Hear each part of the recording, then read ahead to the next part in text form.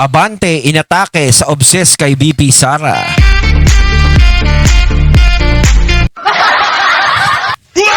Ayan, syempre itong balitang ating matutunghayan ngayon ay nagmula kay Robin Sweet Showbiz. At ito po ang inyong lingkod na si BT na magbibigay ng reaksyon at komento dito sa video na ating matutunghayan ngayon. At huwag na natin pagtagalin at sabay-sabay na nating panoorin ang laman ng video na hatid sa atin ni Robin Sweet Showbiz at bibigyan natin ng reaksyon ang balitang ito. Pasok! Ing tumutol si Manila 6th District Representative Benny Abante sa posibilidad na maging Pangulo si Vice President Sara Duterte sa 2028. Sa kanyang pahayag, diretsang sinabi ni Abante na hindi karapat-dapat umano si Vice President Sara sa pinakamataas na posisyon sa bansa. Talagang isa sa mga tututol yan dahil alam naman natin, isa din yan sa tatamaan. Kapag naging presidente si BP Sara, alam natin yan. In-interview na nga yan, di ba? Si Abante na, paano pag naging presidente si Sara Duterte? Ano sabi ni Abante? Wala na, finish na. Alam niya kung ano ang magiging kapalaran niya. Di ba? Isa din siya sa mga hindi na makakaporma, ha? Kasi itong mga to, ano ngayon eh? Ano sila ngayon eh? Parang tuwan-tuwa sila sa mga nangyayari sa buhay nila ngayon eh. Dahil sila ang bida, sila ang masaya, ganon, di ba? Tapos pag si Sara Duterte na ang nanalo, naging presidente, wala nang bida, wala nang saya. Jollibee na lang ang meron. No, Jollibee na lang magkakaroon noon, wala na sa kanila.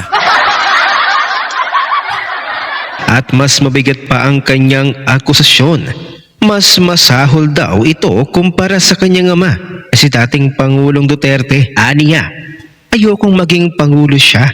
Kung naniniwala tayo na talagang masama ang dating Pangulo, mas masahol siya. Kaya't kung ituring ng mga kakamping ang kanilang sarili na sila daw ay anti-corruption champions. As a reaction pa lang ng taong bayan, kitang-kita nyo naman ang laugh reaction. E papaano ba naman? Walo dyan, naging senador o congressman, wala man lang nagsasalita sa mga milyong-milyong bonus at insertion sa Senado. Sa totoo lang naman talaga, yung mga ibang nandiyadyaan, hindi mo naman nakikitang may ginawa eh. Wala namang mga ginawa yan eh. Kongreso. Tapos yung isa pa dito ay former COA Commissioner, si Heidi Mendoza, na siyang dapat ang nag-audit at nagsisiwalat ng lahat ng bonus at insertions, wala din, tahimik din. Tapos natatawa ako doon sa sinabi ni Abante na sinabi ni Robin Sweet Showbiz na kapag naging presidente si BP Sara, ayaw niya maging presidente kasi mas masahol pa daw kay PRRD. Ibig sabihin, ang tingin mo kay BP Sara, masahol pa siya kay PRRD pag naging presidente siya dahil ang mga tatamaan lang talaga ni BP Sara ay yung mga katulad mo. Diba? Pero sa totoo lang, yung taong bayan hindi tatamaan kay BP Sara. Bakit? Sino ba yung pinakamagandang maging presidente para sa'yo? Ikaw? Baka mamaya, ano mo ko, alam ko, itong taong to, mahilig magpatawag sa kongreso to. Kapag siya binabanatan, nagagalit to, nagagalit to. Hindi ako huwag kang magalit sa akin, ako'y nagsasalita lamang at wala naman ako sinasabi sa iyong masama. Diba? Ang sinasabi ko lang din yung totoo diyan sa sinasabi mo. Sino ba ang presidente para sa iyo? Sarili mo? Diba? Sa totoo lang kasi, Congressman Abante, idilat mo yung mga mata mo. Idilat mo. Sa totoo lang. Ang mga Duterte, bakit hindi natatalo lalong-lalo na sa mga survey? Kahit sa dami ng mga kasong isinasampa nyo sa mga Duterte, bakit hindi sila nilulubayan ng mga tao?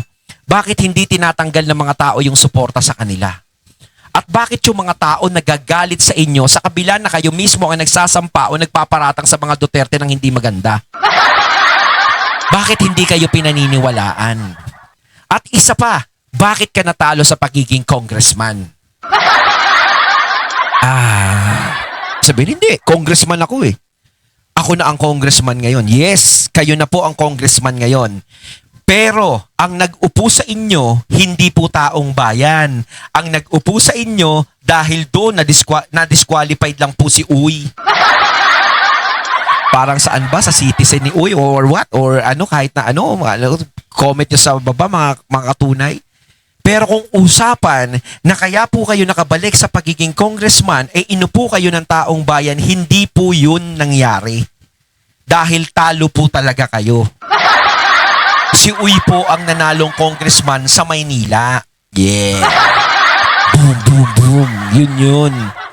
'Di ba? Kumbaga, nailigtas pa kayo kahit papaano. Tapos sasabihin ninyong anti-corruption champions? O baka naman anti-Duterte lang?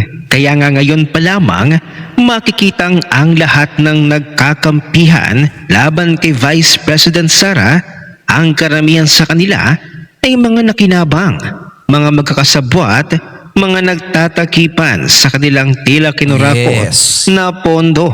To Pastor Benny at sa mga kritiko ni VP Duterte. Ngayon pa lamang makikitang ang lahat ng nagkakampi laban kay Vice President Sara, karamihan ay mga nakinabang, magkakasabwat, nagtatakipan sa kinurakot na pondo ng flood control. Ang iba naman ay tagapagtanggol ng mga ng adik at protektor ng ipinagbabawal na gamot, pero walang pakialam sa mga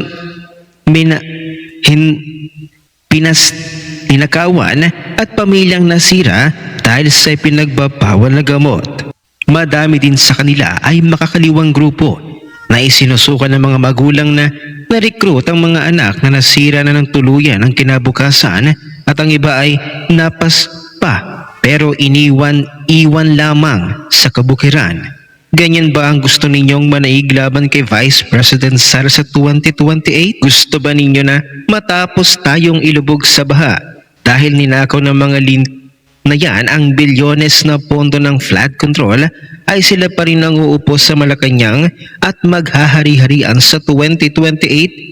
Gusto ba ninyong pati aso at pusa ninyo sa barangay ay maging adik na naman at hindi na kayo makakilos ng normal sa lugar ninyo dahil sa takot sa mga DRUG adik? Kasi parang ang tingin ko kasi ngayon, no, sa nangyayari ngayon, parang hindi nila napapansin yung nangyayari ngayon. Kahit yung mga bahaan, mga flood control na yan, hindi napapansin itong mga to katulad nila Abante. Doon ako nagtataka sa kanila. 'Di ba? Parang ang tingin nila sa nangyayari ngayon, parang napaka-perfect ng gobyerno natin ngayon. Kanino po ba naging perfect? Kanino pa parang naging perfect ang gobyerno natin ngayon? Sa inyo lang? No? Sa inyo lang, no? Pero sa taong bayan, hindi po naging perfect ang gobyerno ngayon. Hindi man siguro nagiging perfect lagi yan. No? Wala naman siguro na upo na naging perfect. Pero para sa akin, hindi naman ganun ka. Diba? Siguro, pumabor lang sa inyo yung pagkakataon ngayon na naramdaman nyo na, uy, pabor sa amin yung mga nangyayari ngayon. Kapag mga Duterte ang umupo, hindi na magiging pabor sa amin. So, kailangan hindi mga Duterte ang umupo para maging pabor lagi sa amin ang nangyayari. Diba? Kasi yun ang gusto nyong mangyari. Sa totoo lang talaga, no? Wala naman kayong dapat ikatakot kay BP Sara kung hindi kayo ganyan kaingay. Wala naman kayong dapat ikatakot kay BP Sara kung wala naman kayong ginagawang hindi maganda. Kaso ang problema, yung mga pinaggagawa nyo. Diba? Yung pinaggagawa nyo simula pa nung una. So kaya kayo nagkakaganyan na ayaw nyo siyang paupuin bilang presidente o patakbuhin sa pagiging presidente dahil natatakot kayo sa mga ginawa nyo dati sa kanya. Natatakot kayo na baka balikan kayo ni Sara Duterte kapag siya naging presidente.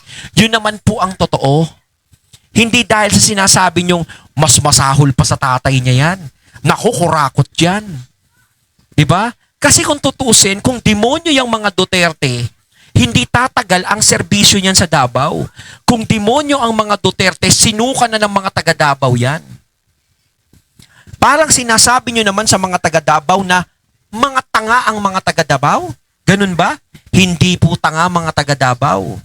Alam nila sa mga sarili nila na maganda ang nagawang serbisyo ng mga Duterte sa Davao, kaya minahal sila ng mga taga Davao. 'Di ba? Pero ipinamumukha nyo sa mga taong nagmahal at sumuporta sa mga Duterte na, na sila nagmumukhang tanga sa mga Duterte. 'Di ba? Kayo yung nagpapamukha sa kanila ng ganyan. Kayo lang yung naaapektuhan sa mga Duterte, pero yung mga tao na naniwala at sumuporta sa mga Duterte hindi naaapektuhan. 'Di ba?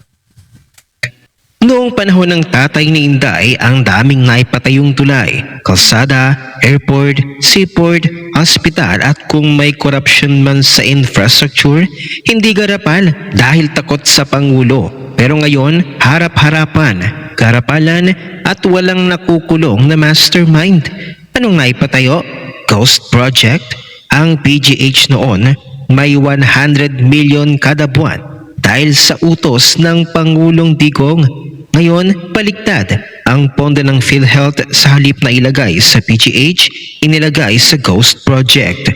2016 to 2022, walang bilyones na insertions sa GAA na napupunta lamang sa bulsa ng mga kurakot. Ngayon, Pastor Benny, sana'y malimi mo ito o walang galang na. Anong sasabihin mong worse si Sara? Samantalang ngayong panahon ninyo at mga kaalyado ninyo naganap ang nakakasulasok na nakawan sa DPWH. Sabi nga ni former Supreme Court Justice Carpio, the flood control scam is the biggest corruption scandal in history, dwarfing even the corruption scandal during the martial law years of President Ferdinand Marcos Sr. and Pastor. Ngayong termino ninyo, 2022 hanggang ngayon, naglipanan na naman ang bentahan at paggamit ng pinagbabawal na gamot. O yan, Pumunta ka sa mga kanayunan, makipamuhay ka sa mga nasa squatter at tumira ka araw-araw sa lansangan Sa upang totoo lang talaga, no? Sa totoo. Dati ang mga nababalitaan mo, yes, sinasabi mo, may mga napapas lang. Pero sino lang ba yung nababalitaan mo sa mga radyo, sa TV? Dating drug pusher, napas lang. Dating addict, napas lang. Ganun. Yun lang ang nababalitaan mo nung panahon ni Duterte. Kung may nababalitaan ka man na kriminalidad nung panahon niya, is napakakonti. Pero ngayon, ano na? Kabilaan. Kung saan-saang mga balita. 'Di ba? Huwag na natin i-mention kung ano-ano yun. Pero grabe yung nangyayaring kriminalidad ngayon. Ultimo kabataan gumagawa ng krimen ngayon. Na hindi sila natatakot. 'Di ba? At yung bisyo nga naman unti-unti nang bumabalik. Hindi katulad dati. Yan ba yung gusto nyong klaseng pamumuno? Yan ba yung gustong klase nyong mamulat yung mga kabataan? 'Di ba? Ay nako. makita mo at maranasan ang panganib sa kamay ng mga adik. Ito pa, Pastor, panahon ninyo, pinaglaruan ng pondo ng PhilHealth at PDIC. Hindi ba? Nangyari ba ang ganyan sa panahon na Duterte ang presidente? At Pastor Benny, magkano nga ba ang allocable budget ninyo? Maaari din ba ninyong maipaliwanag sa mga taga-distrito ninyo kung paano kayo nakakapamuhay ng magarbo? Malinis ho ba kayo, Pastor? Hindi ka ba tumatanggap sa mga contractor? Anong moral ascendancy mong magsalita ng ganito? Mga kababayan, alin ba ang gusto ninyong maging presidente? Ang gaya ni Pastor Abante at mga kapareho Thank you niyang na takot lang. kay Vice President Duterte? Isa kasi si Benny Abante sa mababalikan at talaga namang paghihigantihan posible ni Vice President Sara Yun. kapag siya ang naging Pangulo sa 2028. Kaya't kabadong-kabado na itong si Pastor Abante. Yun yung sinasabi ko. Isa siya sa mababalikan. Sa totoo lang, sa lahat ng mga nagsasabing ayaw sa mga Duterte na maging presidente, alam nila na sila yung mababalikan. Alam nila yung magiging resulta. Pero malay nyo, baka pag naging presidente si BP Sara, kalimutan niya lahat ng mga pinaggagagawa ninyo. Magulat kayo, di ba? O, sa halip, kamayan pa kayo ni BP Sara. Oh. Baka pag kinamayan kayo ni BP Sara at hindi niya kayo ginantihan, baka mamaya, tiklop tuhod naman kayo na babait. Sabi niya, mabait naman pala po, no? Panoorin natin ang buong video. Ito na si Pastor. Sabi ni Pastor, I don't think Vice President Sara Duterte is. I do not want her to become president. If we believe that the former president is quite bad, she is the worst. Oh! Inano ka ni VP Inday, Pastor? May ginawa ba sa si VP Inday? Ay, Diyos ko! Grabe, ano bang Partida na nga yan, wala pang ginagawa si Sara Duterte sa kanya eh. ginawa ni VP Inday sa inyo? Bakit galit na galit kayo? At parang kinamumuhian nyo ang mga Duterte. In the first place, wala naman kaming na-remember na may ginawang mali si VP Inday sa'yo, Pastor! Grabe kay kung pastor ka. Di ba nga, Pastor? Di Alam ba? mo, kung sa may atraso lang, sila yung talaga yung may atraso kay BP Sara eh. Pero wala naman talagang ginagawa si Sara Duterte sa kanila eh. Sila nga itong bumabraso kay BP Sara lagi eh. Pinagpapasensya na nga lang sila, tinatawanan na lang sila eh. Diba? Pero parang sila takot na takot, no? Nako.